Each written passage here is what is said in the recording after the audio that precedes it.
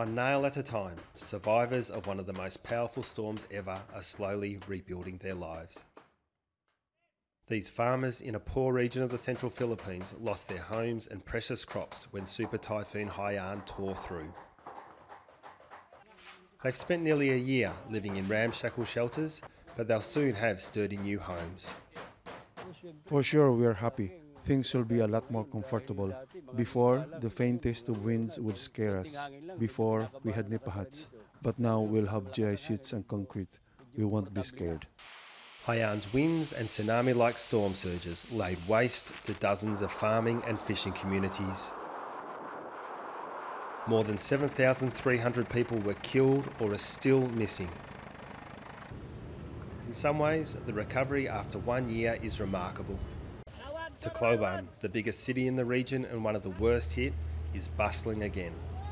I've been here for 8 or 9 months, and I can honestly say, from my perspective, the resilience of the communities and the way that people get together to bounce back and have self-recovery is really phenomenal.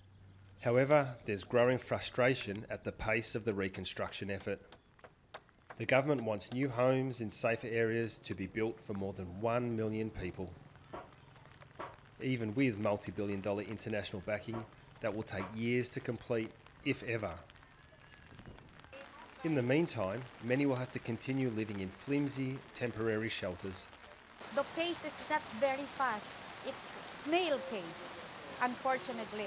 Many of our brothers and sisters are still living in tents, and some of them are in temporary shelters, but the temporary shelters will not really last long, especially when it keeps on raining. It's even worse for these children in slums along the coast.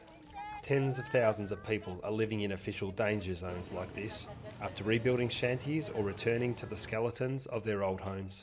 They know another storm could come at any time, but are too poor to go anywhere else. I get scared every time there are strong winds and there is news of an approaching typhoon. We live in fear.